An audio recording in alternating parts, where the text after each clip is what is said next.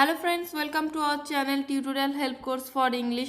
Friends, যদি তোমরা আমার চ্যানেলটা এখনও সাবস্ক্রাইব না করে থাকো তাহলে অবশ্যই আমার চ্যানেলটা সাবস্ক্রাইব করো এবং পাশে থাকা বেল আইকনটা অবশ্যই প্রেস করো, যাতে আমি যখনই নতুন কোনো ভিডিও আপলোড করবো তোমরা সাথে সাথে তার নোটিফিকেশান পেয়ে যাও। আর হ্যাঁ, ভিডিওগুলো ভালো লাগলে অবশ্যই কিন্তু লাইক, কমেন্ট এবং শেয়ার করতে ভুলো না। তো চলো আমাদের আজকের আলোচনা শুরু করা যাক।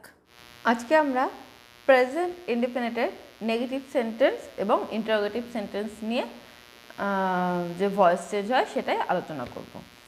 তো প্রথমে দেখি নেগেটিভ সেন্টেন্সের সেন্টেন্স স্ট্রাকচারটা কীরকম হয় ভয়েস চেঞ্জের ক্ষেত্রে। প্রথমে কি হয়, প্রথমে আমরা এর আগে দেখেছি ভয়েস চেঞ্জ প্রথমে অ্যাক্টিভ থেকে প্যাসিভ করতে গেলে কিন্তু প্রথমে অবজেক্ট চলে আসে, তারপরে ইজ, এম, আর অবজেক্টটা যেরকম হবে সেই অনুসারে হেল্পিং ভার্বটা হবে, তারপরে নট, তারপরে ভার্বের থার্ড ফর্ম, তারপরে বাই এবং তারপরে সাবজেক্ট। আচ্ছা, এখানে কি আছে? He does not like fish, মানে কি সে মাছ পছন্দ করে না। He does not like fish. তাহলে এক্ষেত্রে হিটা হয়ে গেল সাবজেক্ট, আর ফিশটা হয়ে গেল অবজেক্ট। তাহলে ফিশটা কি হবে? সামনে চলে আসবে আর হিটা পেছনে চলে যাবে। তাহলে আমরা দেখি কি হচ্ছে।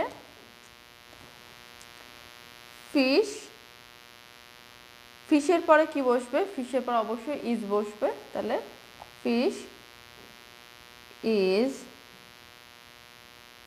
নট লাইকের থার্ড ফর্ম কি হবে? লাইকড।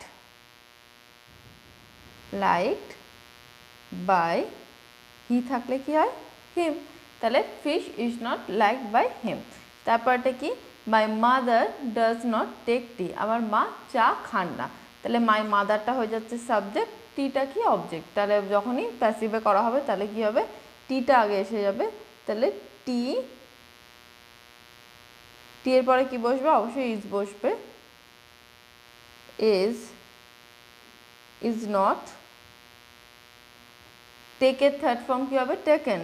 তাহলে টেকেন বাই মাই মাদার। তারপরটা কি আছে?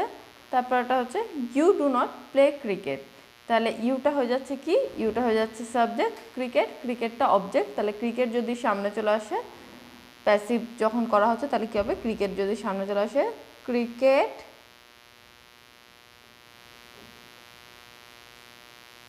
ইজ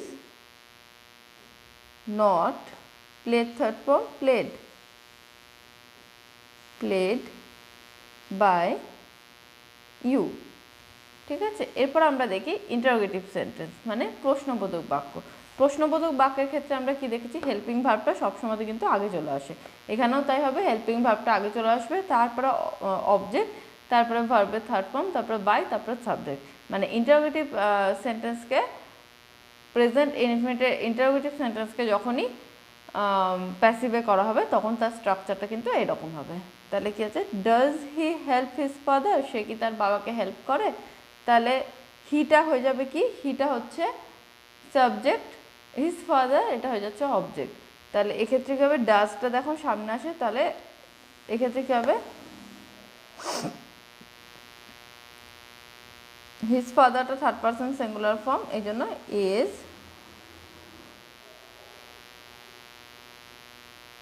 হিজ ফাদার, হেল্পের third form helped by him. Is his father help by him, মানে তার বাবাকে কি সে হেল্প করে? ডু ইউ লাইক ফিশ, তুমি কি মাছ পছন্দ করো? তাহলে এই ক্ষেত্রেও কী হবে? Is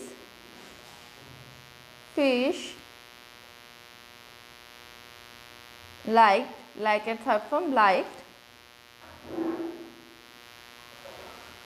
by you. Is fish liked by you. Do I disturb you, আমি কি আপনাকে ডিস্টার্ব করি? তাহলে এক্ষেত্রে কী হবে? আচ্ছা, ডু আই ডিস্টার্ব ইউ, আমি কি আপনাকে ডিস্টার্ব, ইউর পরে কি হয়? ইউর পরে সবসময় কিন্তু আর হয়। তাহলে এক্ষেত্রে আরটা আগে এসে যাবে, আর ইউ